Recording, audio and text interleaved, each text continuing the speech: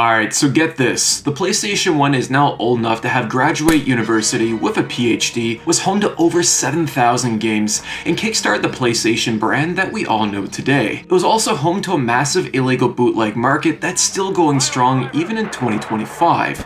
Since we've already covered the PlayStation 2 so far in this series, I thought we should go pay the OG a visit while we're at it. So in today's video, we're going to take a journey through the illegal PS1 market. From exploring a bootleg that I got off Aliexpress, to revisiting an unofficial Minecraft port built from the ground up for the PlayStation 1. This is exploring illegal PS1 games.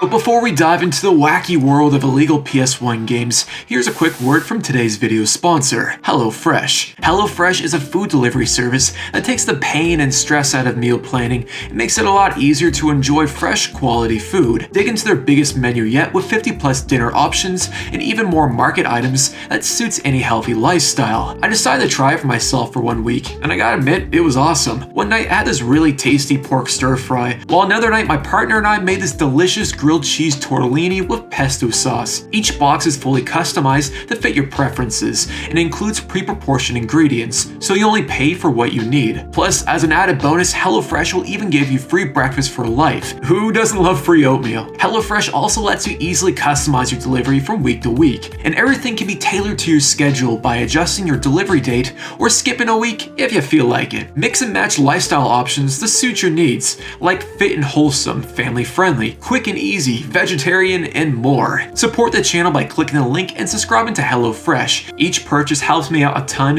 in making dope content. Click the link in the description or use my code to get 10 free meals plus free breakfast for life. 1 breakfast item per box while the subscription is active if you're in the United States. Outside the United States, the local discount will apply. Thanks again to HelloFresh for supporting the channel. Now back to the video.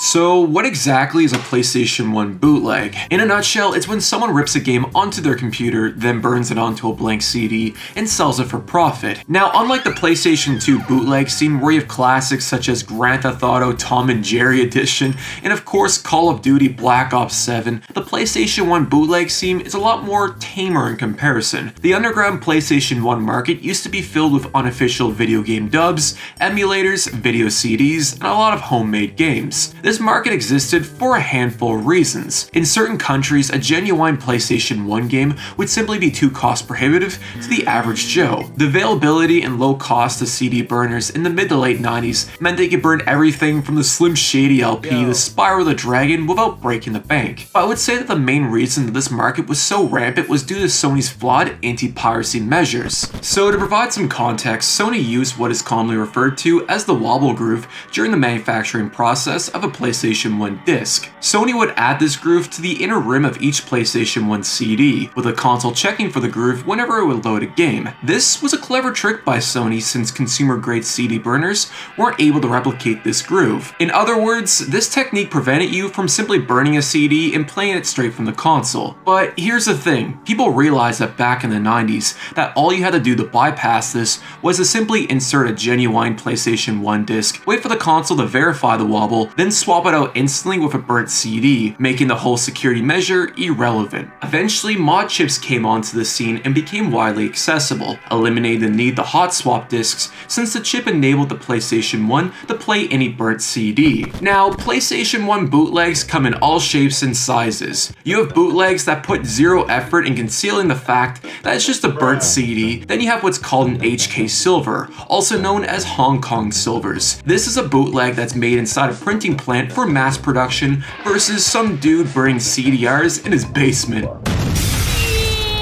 HK Silvers made it hard to tell that it's a bootleg since they go for the effort of mimicking the game's disc art. It's only when you flip the disc over that you can see that it's just a regular CD, hence the name HK Silver. Hong Kong Silvers would also only work if you had a modded system, one of the telltale signs that's more than likely a bootleg. This also might come as a surprise to you, but the illegal PlayStation 1 market still exists in 2025. Websites like Aliexpress are filled to the brim with bootlegs, trying to pass themselves off as original releases. Being curious, I wanted to see what an Aliexpress PlayStation 1 game would look like, so I went ahead and ordered a copy of LSD Simulator, which sent me back around $21, shipping included. Fast forward 3 weeks later and it's finally arrived at my doorstep. Right off the bat, this bootleg is pretty damn impressive if you ask me. I would consider it as a near one-to-one replica of the original Japanese release. The bootleggers went for the effort of printing both the front and back cover of the CD jewel, as well as including this handy paper insert. The CD mimics the original artwork to a T, and they went even as far as adding the black ink to the back of the CD as well. Pretty cool if you ask me. But here's the dealio. When you look at it in more detail, you can clearly tell that it's fake. Here's a legitimate copy of Driver 1 next to a fake copy of LSD Simulator. Right off the bat, you can clearly tell that the ink on the bootleg is already showing signs of fading away, while Driver 1 shows zero signs of it, despite the fact that it's over 26 years old. Another detail that I noticed is that when you flip the discs over, the genuine PlayStation 1 CD has two rings that go around the inner rim, while the bootleg does not. Although these bootlegs make it more accessible for people to collect and enjoy games that they normally would have been priced out of owning, stuff like this makes collecting genuine PlayStation 1 games a lot more difficult. This really sucks as anyone can trick anybody and is spending hundreds of their hard-earned dollars on a bootleg. Hopefully this helps you out in not getting scammed. So the real question is, does the AliExpress bootleg actually work? From what I can tell, the bootleg is virtually identical to the original release. I tested it on my modded PlayStation 1 and it ran without any sort of issues. I also tested this on my PlayStation 2 in the odd chance that that would work. And nope, there was a recent discovery within the PSX community that found a way to bypass the security wobble. Maybe this bootleg uses that exploit? I don't know. Let me know in the comments down below if you tried a bootleg like this on a stock PlayStation 1. I would love to hear about it. So the illegal PlayStation 1 market is a bit of a rabbit hole if I'm honest. To kick off our journey strong, let's start with the wacky world of unofficial PlayStation 1 dubs. So in a nutshell, a dub is when someone translates a PlayStation 1 game into a completely different language. This usually amounts to replacing all the game's text and the voiceovers too. One of the biggest markets that's known for PlayStation 1 dubs is in Russia. To provide some history, the PlayStation 1 had a limited official presence in Russia. As a matter of fact, Sony only published and licensed just 4 games inside the country. This meant that almost every other PlayStation 1 game sold in Russia was more than likely a bootleg. Since the vast majority of these games being imported into the country weren't translated into Russian, this created a market of underground video game dub teams. The most notable teams behind this market were called Team Kudos and Paradox. They would go for each PlayStation 1 game individually, translating the game's text and doing their own voiceovers. The voiceovers would range from professional sounding voice actors. Кто велел Гарри не возвращаться в Хогвартс? Гарри Поттер не может вернуться в Хогвартс. Если он вернется, будет в смертельной опасности. Там все подстроено, Гарри Поттер. There's some dude mumbling through what sounds like an Xbox 360 headset. Могу защитить, понимаешь? Могу защитить. Не от него. Нет.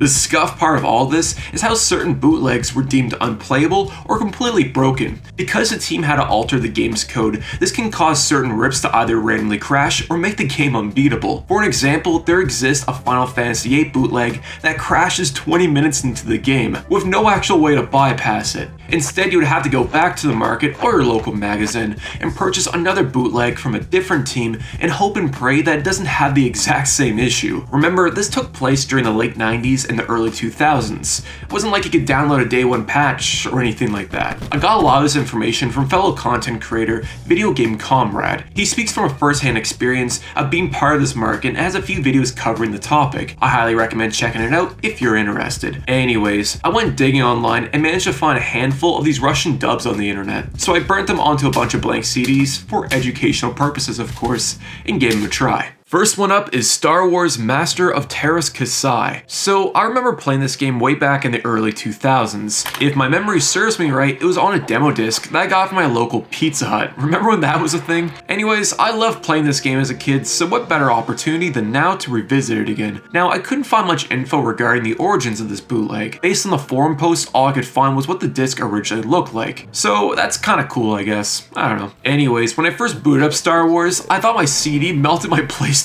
1. Тактическое движение, тем самым открыть путь империи. Но Альянс уже знал об этих планах и готовился к сражению. Now, this dub isn't too exciting if I'm honest. Outside of the goofy intro in the beginning, it's just a simple text translation patch. I don't speak or write in Russian, so I can't confirm if there's any sort of grammatical issues or anything like that. If you spot anything, let me know in the comments down below. The actual game itself is not as good as I remembered. As a kid, I always felt it was like the Star Wars version of Tekken. Revisiting it again reminds me more of Virtual Fighter, but in a bad way. Your character moves incredibly slow, there's about a 2-second delay to almost all of your actions, and to put it simply, it's just not fun to play. You lose. I found this Reddit comment that summarizes this game perfectly, and I quote, "This game is awesome as long as you only played it as a 6-year-old and never revisited it again." And I fully agree, this game is complete dookie. Do not recommend playing it. Fuck versus or. Moving on, we have The Crow City of Angels. Being a movie tie-in game based on the god-awful film from 1996, The Crow's PlayStation 1 adaptation was a 3D fighting game, if you want to call it that. City of Angels on the PlayStation 1 is also known for being a steaming pile of shit. As was the case with Star Wars, I have no idea the origins of this bootleg, other than the fact that it was being sold somewhere within Russia at one point. Alright, so the game starts with this cutscene of the Crow getting shot while the whole thing is being dubbed by Russian Sean Paul. Напрасно стараешься, Анжелита. Тебя все равно никто не услышит. So here's the dealio with the Crow. It just plain sucks. The game basically amounts to this. You walk into an area, bitch slap a bunch of dudes, enter a new room, do the same thing over again, rinse and repeat for about 4 hours. I describe City of Angels as if you took the original Resident Evil and made it into a fighting game. The Crow walks around as if he's got a stick jammed up his ass. Whenever you get into a fight, you have to carefully point at what he's looking at.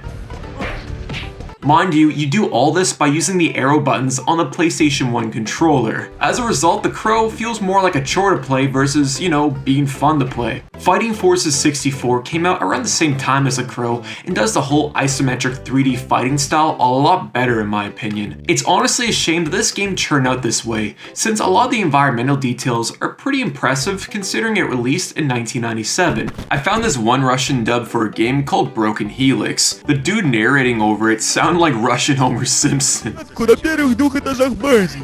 И собираются все тут взорвать чертовой матери. Вы должны обезвредить эти бомбы. Если вы будете просматривать секретные документы... Anyways, there's something truly special about these dubs, man. Неожиданный выпад. Раны от каждого лезвия.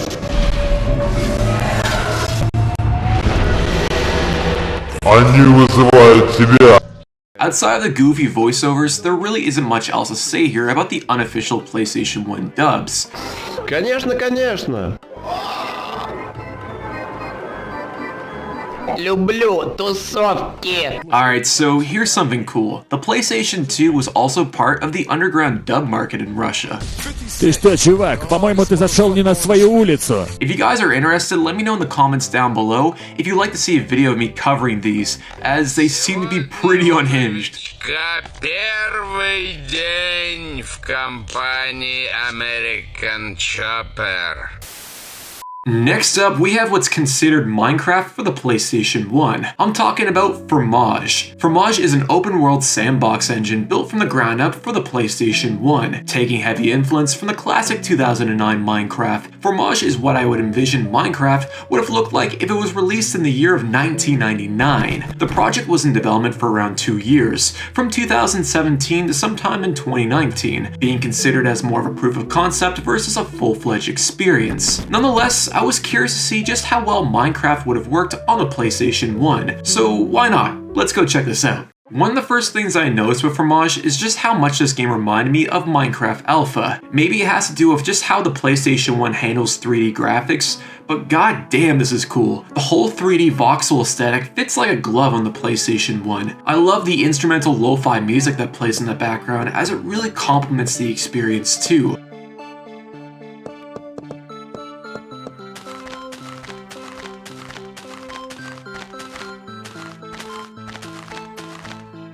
The Fromage engine is what I consider as black magic. You can dig very, very deep, and somehow the PlayStation 1 doesn't manage to explode. I tried to push the engine by jumping off from the highest point to the lowest point of the map, and even that wasn't enough to crash the game. I don't know what wizardry the developers did to pull all this off, but hats off to them, it's truly impressive. Speaking of the map, the world of Fromage is quite spacious. I decided to do an experiment and just see how long it would take me to walk across the world from one end to the other. According to OBS, it took about 40 seconds one way. It might not seem all that impressive, but that's not even considering just how wide the world is. You could easily build a small village in this game with some room to spare. Now, as I mentioned before, Fromage is a proof of concept. You aren't going to find things such as animals, skeletons, weapons, or even a day and night cycle for that matter. All you have here is your wits and your imagination, as well as over 30 different types of blocks to choose from. I'll be honest, this is all I need to have fun. It's simplicity at its finest. A perfect example of the term keep it simple stupid. Speaking of simple, I spent about an hour in Fromage building what I like to call mock castle. How about I take you on a tour through it? Alright, so I'll start with outside of the castle. You got this Olympic-sized swimming pool with a fully functional diving board. Outside the pool, you also have an outhouse if you gotta drop a fat log. The exterior of the castle is surrounded by flowers, trees, roses, and some shrooms, of course. Side note, if I was 2000s rich, I would live in a castle versus a mansion. I don't know, man, but like mansions just seem so overdone. If you had that kind of dough, why wouldn't you want to live like a king? I don't know. Anyways, walking inside Mock Castle, you're greeted with a nice selection of PlayStation 3 games, a flat screen TV, and an L-shaped couch. I also invented this cool built-in fireplace that you can walk over. I thought that was kinda neat. Moving on to the upstairs suite, and this is where I like to think all the magic happens. You got a PC with a microphone, this cool bookcase, as well as the open ceiling concept that allows a bunch of natural light to pour into the room, giving it more ambiance. And when I decided to hit the hay, there's also a nice cozy king-size bed too. It's kind of the definition of basic, but I like it. The only thing that this game is missing is the ability to play it using split screen. That might be damn near impossible to pull off, but it's an experience that would have been 5 times better with a friend involved.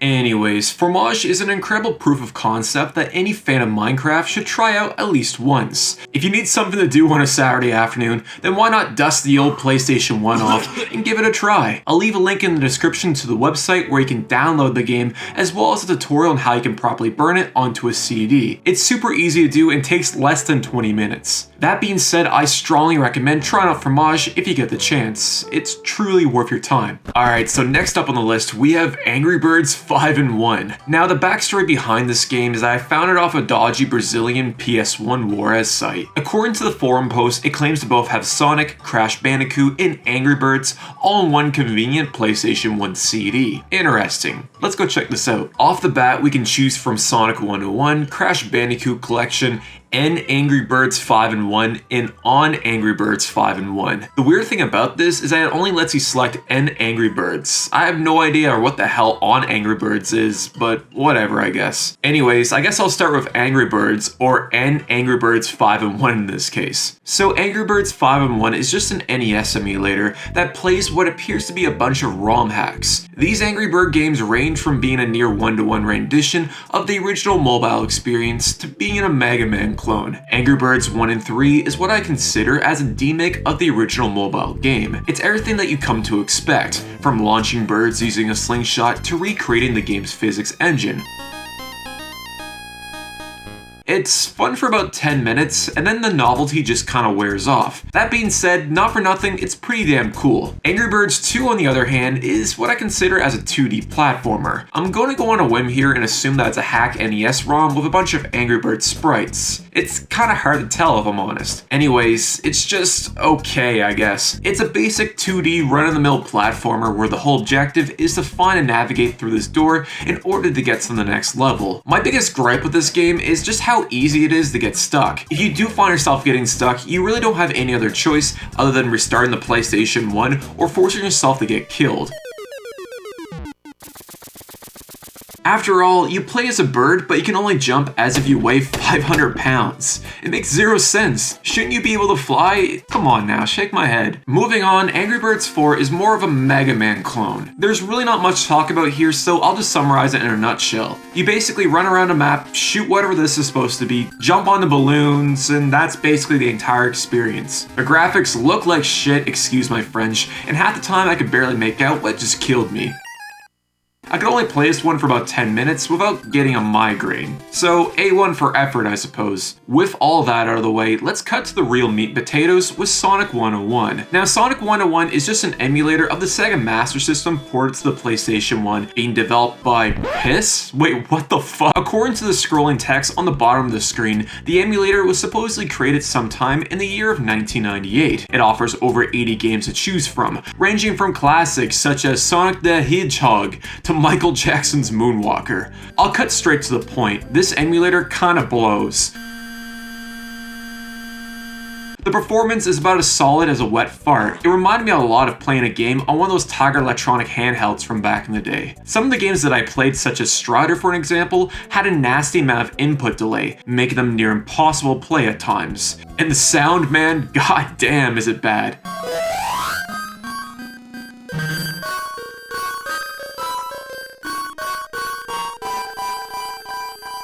However, I will give credit where credit is due, considering that this runs on a system that released 9 years after the Master System debuted onto the market is an impressive feat. To think that we went from barely being able to play Sonic on a PlayStation 1 to being able to fully emulate Grand Theft Auto 5 on a device that fits in your pocket is mind-blowing when you really think about it. Overall, I gotta say that the emulator isn't the worst one that I've ever played, but I wouldn't recommend it if I'm honest. It's more like a pet project or a proof of concept versus an emulator that you go out of your way to play. Alright, enough of this emulator mumbo jumbo talk. Let's switch gears and double clutch, as you should, with Traffic Regulations 2002. Trial. When you first boot up Traffic Regulations 2002, it greets you with this goofy ass PSA.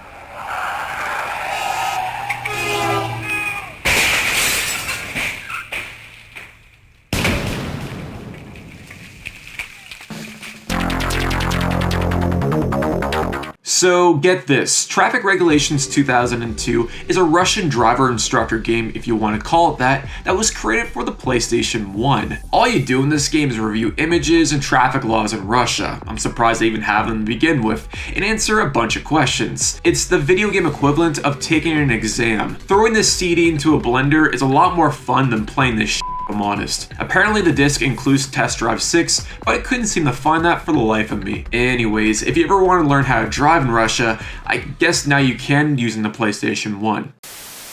Alright, so let's talk about the bootleg video CD market surrounding the PlayStation 1. So you might be asking yourself, what the hell is a video CD? Well, as the name implies, it's an old school video format that would allow you to play full-length movies directly from, well, a CD. If you grew up in North America, then chances are you might have never heard of this before. It was primarily used in Asia during the late 90s into the mid 2000s. At one point in time, you could purchase what is called a movie card that sticks on the back of your PlayStation 1, allowing you to switch between a game and movie mode to play your collection of VCDs. Sony even went as far as releasing a variation of the PlayStation 1 that supported the format too. Rumor has it that they only produced between 5,000 to 10,000 units in total, which might explain as to why it's so expensive nowadays. Anyways, my curiosity got the best of me. I wanted to see if this format would work on a completely stock PlayStation 1 without using the VCD card attachment. My research led to this obscure PlayStation 1 Juarez forum that hosted a handful of these bootleg VCDs that were supposedly sold in Russia at one point. So as per usual, I downloaded a few on a bunch of blank CDs, and honestly I didn't think these would work.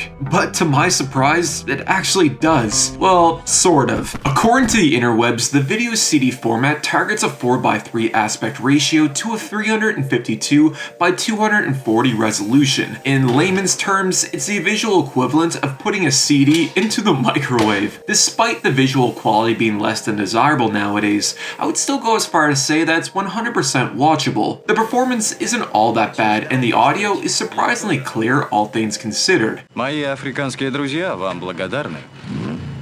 The trickiest part of running a VCD is getting the movies to play properly. Since each bootleg VCD varies on the region that the movie was released in, this means that you have to change the region of your console to either NTSC or PAL. Sometimes it works flawlessly, while other times it does, well, jack shit. What's even more annoying is how each VCD handles the controls differently. Some movies let you fast forward or rewind using the arrow buttons on the DualShock controller, while other VCDs don't. I'll give you an example. I tried to watch Collateral Damage on the PlayStation 1, and at one point my controller fell off the couch, causing the movie to back out to the main menu. Since it doesn't allow you to hit fast forward, it forces you to restart the movie from the very beginning. Who the hell thought this was a good idea? What a pile of crap. Speaking of collateral damage, here's something cool they can do with a VCD. If you open the tray while the movie is playing, it causes the film to endlessly loop over and over again.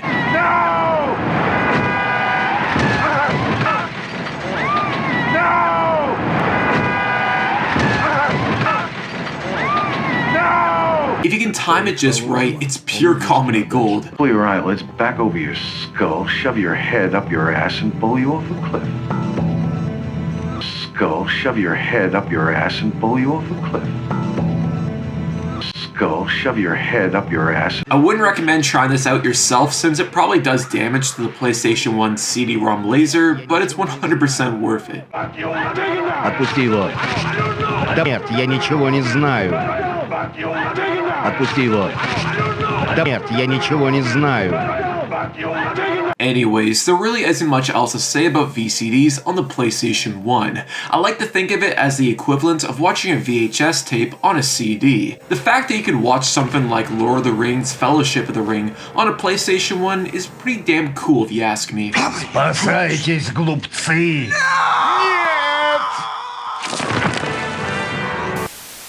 Before I end this video off, I'd like to give a quick shout out to the following YouTube members for their continued support. The following members are Little Pond Turtle, Killa Ninja KY74, Chris ETM, Scion Top Hat, Joe Hogan, Respect Privacy, Bomb Ba Bomb, Rick for the Win, OG Newbie, X Hazo, Hilarious Harvey, Timbo TK, Dawn II, Shinua Harrison, Nick Pixelato, Dwayne Tan Brother, Time Tunnel 4956, TJ's Tech Niche, Za, Babala Hara, Canadian Jelly, JCash_1, Fruzilla, and Hurdy. Thank you guys so much, it is greatly appreciated.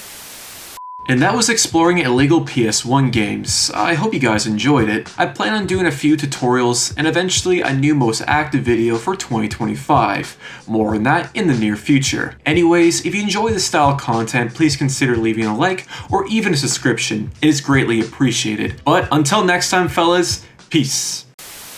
I'm really sorry to mention this. No smoking in here.